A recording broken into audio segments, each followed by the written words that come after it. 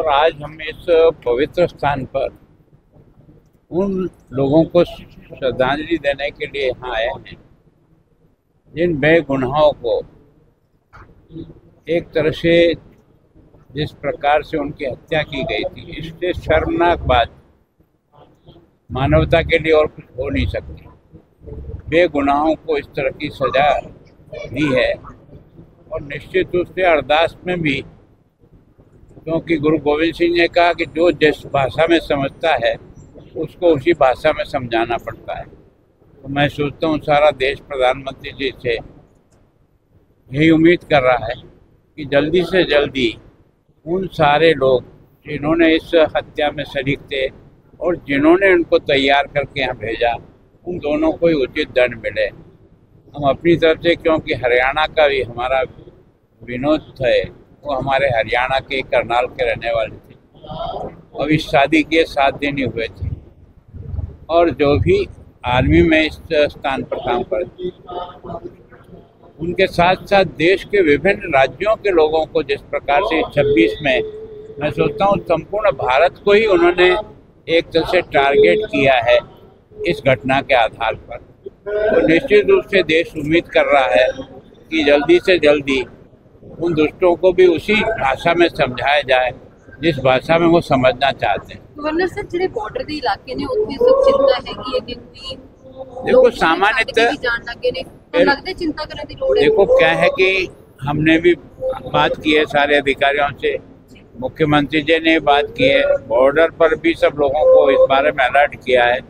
कभी भी किसी भी प्रकार की घटना होती है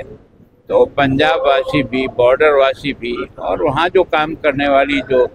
आर्मी है, BSF है, पुलिस है और जो भी से हैं, उन सब लोगों को भी सतर्क रह करके मैं सोचता हूँ निश्चित रूप से जिस प्रकार की स्थिति बनी है उसको ध्यान में रखते हुए अपनी भी तैयारी उसी प्रकार से चंडीगढ़ के गुरुद्वारा में, बेलगांव में हमारे जो टूरिस्ट लोगों की हत्या हुई है, उनके प्रति श्रद्धांजलि अर्पित करने के लिए गुरुद्वारा में ये सभा किया है। और जिस प्रकार आतंकवादियों ने बर्बरता से कोई मानवता की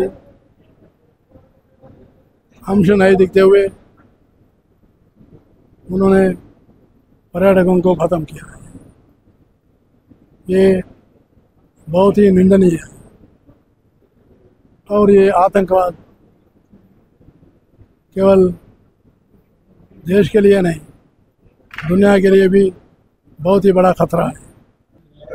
यहाँ चंडीगढ़ में पंजाब की तरफ से, वर्ल्ड पंजाबी ऑर्गेनाइजेशन की तरफ से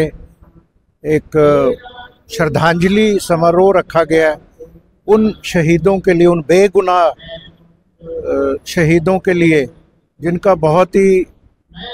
निर्मम जो है उनका कत्ल कर दिया गया पीछे पहलगाम में। तो उनको श्रद्धांजलि देने के लिए, उनकी आत्मा की शांति के लिए और साथ ही अमन अमान बना रहे उसकी अकाल पुरख वाहिगुरु जी को अरदास के लिए हमने वर्ल्ड पंजाबी ऑर्गेनाइजेशन की तरफ से यहाँ पर कीर्तन अरदास रखा है, जहाँ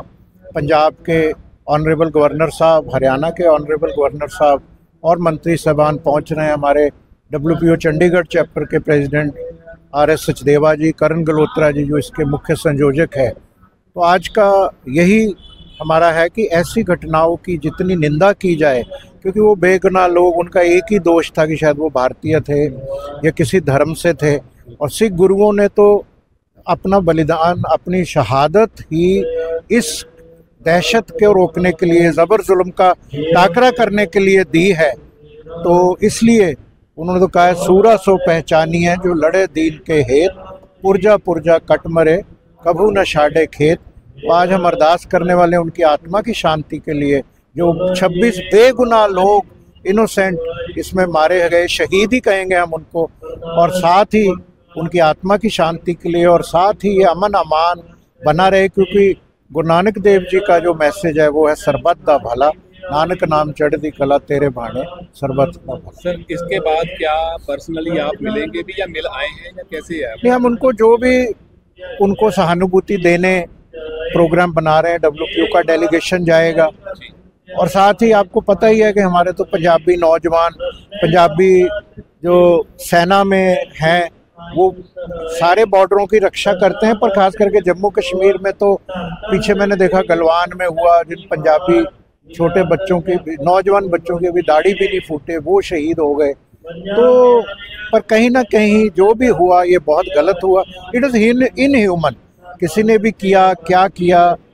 और निर्दोष लोगों को मारना, हर बात को बड़े फोरम है उसको एड्रेस करने के, पर ये कोई तरीका नहीं है कि ये बहुत निर्मम हत्या जो है ना, ये बेगुनाह लोगों को मारना, ये कोई भी धर्म इसकी इजाज़त नहीं देता।